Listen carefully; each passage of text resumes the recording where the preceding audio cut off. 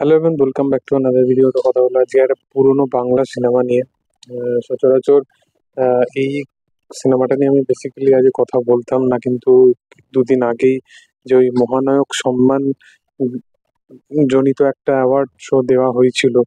তো উম, হয়তো একটা মানুষ জিৎ, সে তার লাইফে অনেক কমার্শিয়াল কাজ বানিয়েছে, এই রকম ওরিয়েন্টেড কাজ বানায়নি যেটা এখানকার মানে যারা অ্যাওয়ার্ড দেওয়ার যারা অধ্যক্ষ ছিল তারা যে কাজ চাইছিল। তো সেরকম কাজও সে বানিয়েছে তার লাইফে একটা, যেটার নাম ছিল প্রেমী।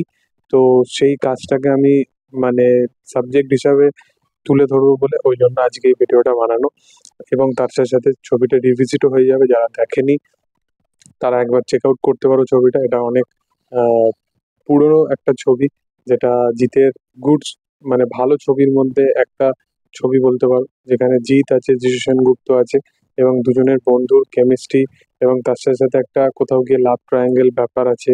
এখানে যে ফিমেল প্রোটাগনিস্টের চরিত্রটা, প্রত্যেকটা ক্যারেক্টার এখানে দারুণভাবে স্ট্যাবলিশমেন্ট আছে এই ছবিটার মধ্যে, দারুণভাবে পারফরমেন্স আছে এই ছবিটাতে।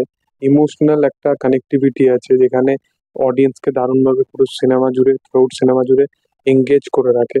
তো এই সমস্ত জিনিসপত্রের সাথে সাথে একটা ফ্যামিলি অডিয়েন্সের জন্য একটা এন্টারটেনিং আছে, ভালো ভালো গান আছে, কমেডি ট্রুপস আছে। তো প্রত্যেকটা জিনিসই এই সিনেমাটায় সেই রকম ব্যালেন্স ভাবে আছে, এবং ইন্ডাস্ট্রির বড় বড় প্রোডাকশন হাউস সেই টাইমের, সুরেন্দ্র ফিল্মস, এসবিএফ, এই দুটো প্রোডাকশন হাউস মিলিয়ে এই ছবিটাকে প্রডিউস করা হয়েছিল।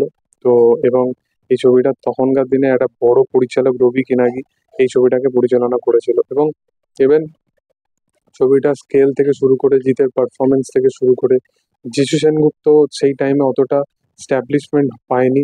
আফটার সাউথের ফিল্ম বা আদার্স জায়গার ফিল্ম করার পর সে বেশি স্ট্যাবলিশমেন্ট পেয়েছে, কিন্তু তারও পারফরমেন্স এখানে খুবই ভালো।